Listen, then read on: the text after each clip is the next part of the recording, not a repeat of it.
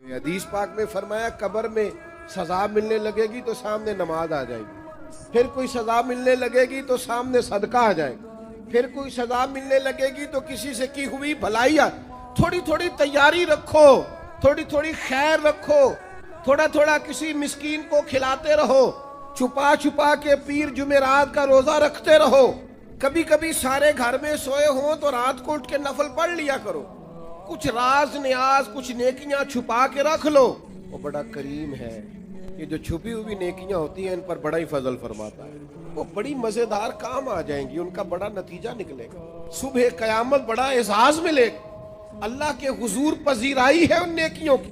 اپنی آخرت کے لیے ان نیکیوں کو تیار کر کے رکھیں، اپنی بھی تیاری کرنی ہے، لیکن جو اپنے چلے جائیں نا ان کو بھولنا نہیں، وہ جو قبروں میں چلے گئے وہ ہمارے اپنے ہیں۔ کچھ قبریں نا بڑی شکایت کرتی ہیں، قبرستان جائیں تو قبریں شکایت کرتی ہیں کہ زمانہ گزر گیا ہے کوئی آیا نہیں۔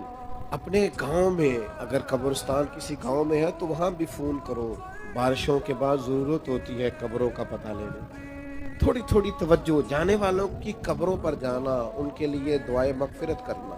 یہ ذرا حدیث پاک کی گہرائی دیکھنا کتنی ہے۔ نبی کریم علیہ السلام نے فرمایا ایک بندے کا اللہ جنت میں درجہ بلند کرتا ہے، تو درجہ تو بلند ہوتا ہے بندہ نیکی کرے تو آخرت تو دار الجزا ہے، وہ دار العمل ہے ہی نہیں، اب درجہ کیوں بلند ہو رہا ہے؟ تو بندہ عرض کرتا ہے مالک اب تو میں نے کوئی نیکی نہیں کی، اب میرا درجہ کیسے بلند ہوا؟ اللہ فرمائے گا تیرے پچھلوں نے تیرے لیے دعا کی ہے، بخش میں نے پہلے دیا ہے، لیکن اب جب وہ دعا کریں گے تو تیرے درجے بلند کر دیے جائیں گے۔ یہ جو ختم شریف ہے یہ ماہانہ یا سالانہ نہیں، یہ روزانہ، ہر روز کچھ نہ کچھ اصالِ ثواب، ہر روز دعائے مغفرت، ہر روز جانے والوں کو یاد کرنا۔ میں آپ سے ایک بات عرض کروں، مجھے آج تک کسی نے بلایا نہیں ختم کے لیے کہ میرے پڑدادا کا ختم ہے۔ آپ گئے ہیں کبھی کسی نے دعوت دی ہو پڑدادا جی کا ختم؟ بولو زیادہ سے زیادہ دادا، کوئی بڑی مشکل سے، ورنہ والد تک لوگ رہتے ہیں۔ کیوں بھول گئے ہم نسل نہیں ہے ان کی؟ پردادا نہ ہوتے تو دادا ہوتے تھے، تو ہم بھول جاتے ہیں اپنے بڑوں کو۔ اپنی نسلوں کو یاد رکھیں، ان کے لیے دعائیں بخشش کریں، ان کا خیال کریں، خاص طور پر اصالِ ثواب کا اہتمام گاہے گاہے کریں، یہ بڑا ضروری ہے۔